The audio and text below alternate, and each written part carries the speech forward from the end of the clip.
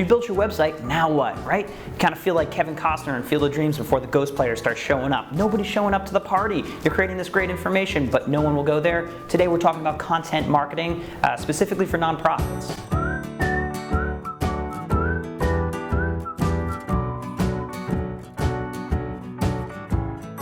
So what is content marketing anyway? Well, it's pretty simple actually. Think about it in two different buckets for your website, right?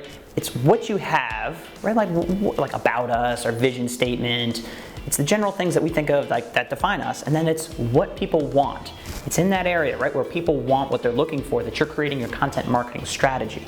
So it's creating reliable, valuable, regular content for a specific audience in mind to attract them to your site. Think like a pot of honey and a bear, right? Like Yogi Bear going after the like pot of honey kind of thing. So it's been around for a while, like a real long while. And by the way, I don't think it's going anywhere.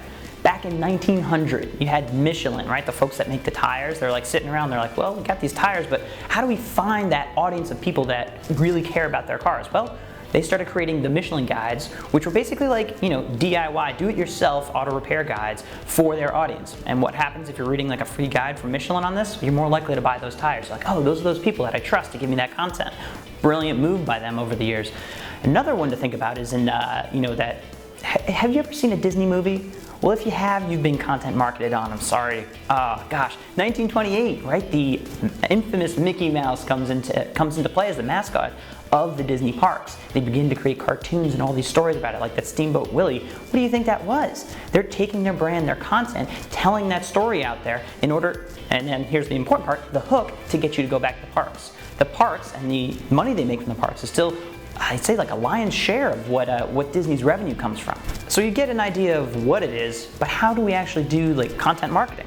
Well, it starts by having a platform, right? You kind of need a web platform, a content management system. This could be WordPress, this could be Drupal, this could be Blogger, whatever it is that allows somebody on your team, like people on your team, the content writers, to create content on a regular basis, have it tagged, have it in a menu properly. So you've got your content platform. How do we start playing the game? Well, you have to think about your audience. What do they need? What do they fear? You need to find the value that they're looking for, that helps them, that informs them, that in some way improves what they're already doing around your cause, and your content can follow that. So you may be a nonprofit and you're like, okay, I'm giving away free content, we give away free stuff all the time. Well, you're going to continue to, you will lose money if you just give away content for free, which is why you need a hook. So thinking about the hook is why somebody would give you their information, and most basically, make it an email, right? If you get the person's email and you get that permission to talk to them, if you get that permission, the next time you put out free content, well, you can reach out to them. And the next time you want to do a fundraiser, or the next time you're trying to get people to volunteer, you're going to have a built-in audience. This is the most valuable asset that your organization will have, because then you can move them up the engagement ladder. So I've been talking about content marketing in the abstract. You're like, I get it, some kind of content. Let's talk about practical examples. And this first example I want to talk about is based around something called evergreen content. Evergreen, like an evergreen tree. That's what I want you to get in your mind, right? We've got this tree, summer, winter. It just does what it does, right? It doesn't shed. Certain times of the year, right, during Christmas, right, a bunch of people are looking for evergreen trees because they want to set them up in their homes. All well and good. But if we think about the types of content that could be year-round relevant while episodically spike up and down, that's the type of content that's going to produce the most value, the biggest bang for your buck just out of the box. So let's talk about an example. PowerPoetry.org, now the largest online platform for teens and poetry, a client of Whole Whale's. About a year and a half ago, we just launched their site, and we were thinking, well, what kind of resources could we put out there? Well, we found the right kind of resource, and month over month, based on last year, we've had a 500% increase in SEO.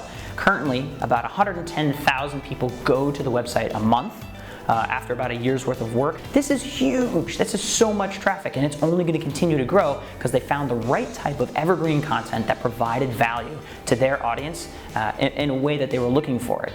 And so I guess right now you want to know the secret. Fine, we'll tell you.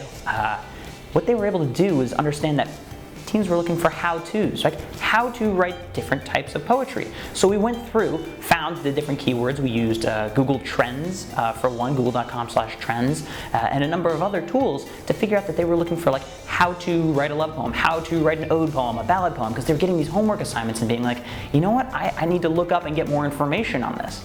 And then Once they came to the site, we had the hooks. Remember us talking about that? Power Poetry is trying to get new poets, new young poets to write poetry on the site. So we gave out the free content, had the hook to create your poem on the website, and boom. That is a perfect example of executing a content marketing strategy. Let's go back to this idea of an engagement ladder. How do we think about an engagement ladder? Well, if we start on the ground floor, right? Somebody who's like just visiting your site, they may be there, they look at your content and they're like, that was fun, and then you never hear from them again. If you get that simple extra next step, right? As we go from a visitor to like a follower or someone that I have the email of, we want to move up this ladder, which means that in your content, you have to be thinking about that hook. If we're a nonprofit, we can get them to donate, get them to volunteer, get that type of investment that builds a true audience and a true movement, but it starts with rung by rung. We're not trying to ask somebody to marry us on the first day. That would be weird, super awkward. Don't do that. Let's talk about what we're doing right now. We put out free content, written content, blog content every single week or thereabouts around things like SEO, things about Google Analytics, things that we know people are looking for that we can put our style, our brand on and provide helpful resources for people. We've also launched a podcast. We realize that audio is a tremendous platform. People are looking for these things through podcasts, through iTunes, and so we put out stories, in this case, stories of nonprofit and technology, talking with great nonprofits and technical leaders on how they're approaching these different topics. And to date, that's had over 20,000 downloads, and it's going fairly well. And then finally, we've got videos. Right now, you're watching it, Whole Whale TV. It's the thought that YouTube is the #2 search engine, which means if you're looking for like content marketing for nonprofits, hopefully we pop up. And then you can watch this video. So in our thinking is, how do we find people where they are, giving them content that they're looking for, and then provide the hooks. By the way, we're going to want you to subscribe at the end of this so we can get in touch with you again. So finally, let's talk about distribution. How do we get our content out there, right? We created the content, but what about that marketing side? Well, the two simple buckets is like the search engine optimization, right? If you build it in the right way, using the right keywords, put it where people can find it, right? The other way to do it is thinking about, that little thing called social media. So with social media marketing, everybody basically has a reputation online. And in this example, we wrote an article, like five tools you can use besides Google Analytics to optimize your website. In there, we talked about Optimizely. Fantastic tool for A/B testing. Once we've written the article, we tweeted it at them saying, you guys are awesome, you rock, right? They retweeted it. Now think what that means. We want to reach all of the semi-tech savvy nonprofits out there. Well, guess what? Optimizely has exactly that. If you're following Optimizely, you're probably in the tech field, and if you're in the nonprofit sector and the tech field, boom. So we love the fact that you can talk to anybody that you want really on social media, and if you've written an article that highlights them, well, guess what they want to do? Repeat that and say, hey, look at this interesting piece of information. That's just the start of what you can do with social media, picking the people that you maybe interview for your content or just even reference through links.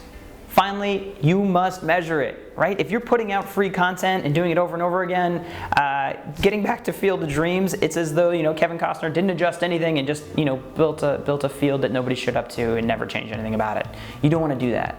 So look at your analytics. Look at your Google Analytics. We've got tons of content about it. Do more of what works. Look for how people are searching for your types of content. Do the sample searches. See what pops up. Mimic what's out there, look at your data and adjust based on the results. Sometimes you can think about it as what is working, how do we expand on it? Maybe you've got a certain piece of evergreen content that a lot of people are looking for.